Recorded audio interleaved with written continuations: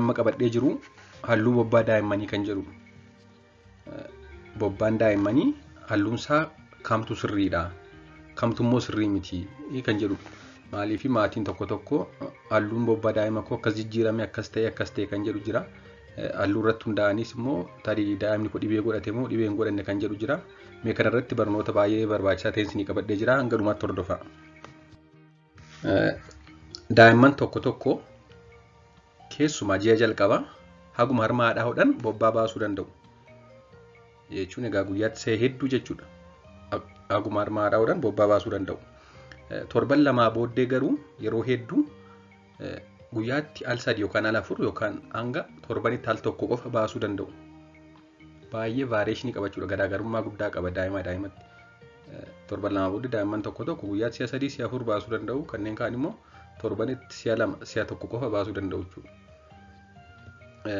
Yeroo bobbaa baasanis xiqqoo miixachuun mallattoo dhukkubbii kan fakkaatu xiqqoo ishee xiqqoo miixachuu argisiisuu malu jiraachuu danda'a jechuudha. Haa ta'u malee baay'ee miixachuuf dhukkubbii cimaa qabaachuun mallattoo gogiinsa garaa ta'uu mala. Kanaaf daa'imman baay'ee miixachuu hin qaban jechuudha. Yoo wanta akkasii jiraate gogiinsa garaa godhachuu ta'uu waan danda'uuf gogiinsa garaa ilaalchisee immoo barnoota qofaatti qopheesseera isa sirra ilaaluu dandeessu kan adda baasuu qabna jechuudha. Bobbaan sirriin jabinni isaa wal caaluyyuu baay'ees gogaa baay'ees qallaa kan hin taanedha. Giddu galeessa kan ta'e jechuudha. Haa ta'u malee gogiinsa garaa irratti kaaseera waa'ee kana garaagarummaa qaba, vaareeshinii qaba. Noormaal kan jennu konsistaansiin isaa jabinni isaa jechuudha. Garuu baay'ee qallaa akka dhibee garaa kaasaas akkasumas immoo baay'ee gogaas ta'uu hin qabu jechuudha. Akka waliigalaatti halluun bobbaa daa'immanii yeroo yeroon kan jijjiiramaa deemuu fi kan jijjiiramuun beekamudha. Wantoonni gurguddoon sadan halluu bobbaa daa'immanii jijjiiran yeroo hedduu jechuudha. Tokko umuriidha, lammaffaan nyaatadha. Nyaata jechuun qorichoota adda addaas dabalatee nyaata haati nyaattus dabalatee sababa karaa harmaadhaan darbuuf kan daa'imni nyaatus dabalatee akkasumas immoo fayyummaa daa'imaa sanadha. Kanaafuu umurii, nyaataa fi fayyummaan yeroo hedduu wantoota gurguddoo sadan halluu bobbaa daa'immanii jijjiiranidha. Haa ta'u malee yeroo baay'ee halluun keelloo akkasumas halluun bifa burtukaanaa akkasumas immoo halluun bifa magariisaa noormaalidha jechuudha. Kan nagaa ta'edha. Kan rakkoo hin qabnedha jechuudha halluun kun. Halluu bobbaa daa'immanii fi sababa isaanii yoo ilaalle akka waliigalaatti ni jalqabaan bobbaa halluu gurraacha qabudha.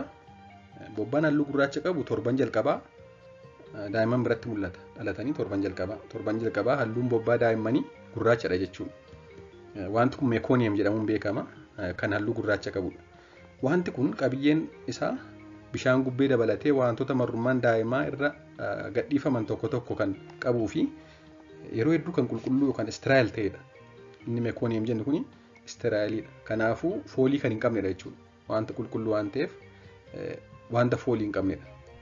Bobbaan daa'immanii kan torban jalqabaa yookaan inni meekooniyem jedhamu kun guyyaa muraasa gara halluu magariisummaa fi keellootti jijjiiramaa deemuun ni bada. Guyyaa muraasaa booda jechuudha. Guyyaa 5 booda guyyaa 5 turuu dhiisuu danda'a. Guyyaa muraasaa booda halluun gurraachi kun gara magariisummaa fi gara bifa keellootti jijjiiramaa deemuun halluun gurraachi kun ni bada jechuudha. Tarii bobbaan gurraachi kun torban tokko oliif haaluma kanaan yoo itti fufe kun sirrii miti waan ta'eef ogeessa fayyaa mariisuun barbaachisaadha. Meekooniyemiin sun yookaan halluun gurraachi daa'imman bobbaa jalqabaa baasan sun torban tokko ol deemnaan guyyaa torbaa ol turraan tariitii dhiigati kan taree yookaan turee dhufaa jira ta'uu danda'a waan ta'eef ogeessa fayyaa mariisuun barbaachisaadha. Ifa akka ta'uu fi halluu gurraachi meekooniyem jennu yookaan bobbaan daa'immanii kan torban jalqabaa bahu isa kanadha jechuudha. Akkuma argitan kana halluu baay'ee gurraacha ta'edha. Akkasumas immoo konsistaansi isaa ooyilii kan ta'e yookaan kan harka namaa qabatudha jechuudha. Yoo qaamaan ta'u harka namaas uffata sanas jechuudha. Inni lammaffaan bobbaa halluu keelloo qabudha. Kun yeroo hedduu halluu bobbaa daa'immanii kan harma haadhaa hodhanii fi kan nagaa fi sirrii ta'edha. Bobbaan halluu keelloo bobbaa yeroo hedduu daa'imman harma hodhan qabanidha. Kun rakkoo kan hin qabne kan nagaa ta'edha, kan eegamudha jechuudha. Akkasumas wanta ciccitaa yookaan fleeks kan ta'e qabaachuu mala. Kun egaa akkuma suuraa irratti argitan kun wanti fleeks yookaan wanti ciccitaa ani jedhu kun akkuma suuraa irratti argitan kanadha. akkasumas immoo halluun keelloo hin jennu isa kana jechuudha. Kun yeroo hedduu daa'imman harmoodhaan halluu kana qaba. Kun kan eegamudha. Inni sadaffaan bobbaa halluu daammii yookaan biroonsa jedhamu magaala jechuu dandeenya kana daammii jedhama afaan oromoodhaan halluu biroonii fi akkasumas immoo halluu burtukaanaa yookaan oreenjii kan qabudha. Kun yeroo hedduu daa'imman aannan daakuu dhugan irratti baay'inaan mul'ata. Haa ta'us malee kanneen harma haadhaadhaanis halluu kana qabaachuu malu. Kanaaf inni kunis kan baay'ee nama yaaddesanii fi kan noormaalii ta'edha jechuudha. Garuu haa ta'u malee yeroo hedduu daa'imman aannan harma haadhaadhaan caalaa kanneen aannan foormuudhaan yookaan aannan daakuudhaan biratti mul'ata. Kunis akkuma suura irratti argitan kana xiqqoo halluu isaa keelloo ta'erra diippi kan ta'e halluu biroon oreenjii kan ta'e qaba jechuudha. Kunis noormaaliidha jechuudha. Inni arfaffaan bobbaa halluu magariisa qabudha. Yeroo hedduu kan rakkoo hin qabne ta'ee bobbaan halluu magariisi yeroo hedduu kan rakkoo hin qabne ta'ee kan maatii hedduu naasisudha. Tarii immoo wanti kun maalti fida? Wanta haati nyaatte yookaan wanta daa'imni nyaate keessa wanti halluu magariisaa qabu jiraachuu agarsiisa. Akkasumas immoo qorichoota tokko tokko yookaan haati fudhattee yookaan daa'imni fudhatee jiraachuu danda'a. Qoricha halluu magariisa qabu bobbaa daa'imaas halluu magariisa jijjiiruu danda'a jechuudha. Akkasumas immoo daa'imni hedduu nyaachuun kan ka'e garaachi suuta yoo bulleesse yookaan slow transit time jedhamni kun daa'imni nyaata hedduu nyaachuun garaachi daa'imaa suuta yoo bulleesse yookaan slow transit time yoo jiraate halluun bobbaa isaanii gara halluu magariisaatti jijjiirama jechuudha. Akkuma suura irratti argitan kana kun daayipparii bobbaa daa'imaa halluu magariisa ta'e qabudha. Kanaafuu daa'imni kun bobbaan daa'ima kana maal agarsiisa? Tarii haati wanta nyaata halluu magariisa qabu nyaatteetti yookaan daa'imni nyaateera yookaan immoo qorichoota adda addaa fudhatan qabu jechuudha. Yookaan haati yookaan daa'imni. Kanaafuu kun kan rakkoo hin qabnee fi kan baay'ee maatis yaaddessuu hin qabnedha jechuudha. Inni shanaffaan bobbaa halluu diimaa qabudha. Bobbaan halluu diimaa qabu kun halluu bobbaa sirrii miti kan nagaa hin taanedha jechuudha. Bobbaan halluu diimaa qabu. Yeroo hedduu dhiigni bobbaa keessa jiraachuu kan agarsiisudha jechuudha.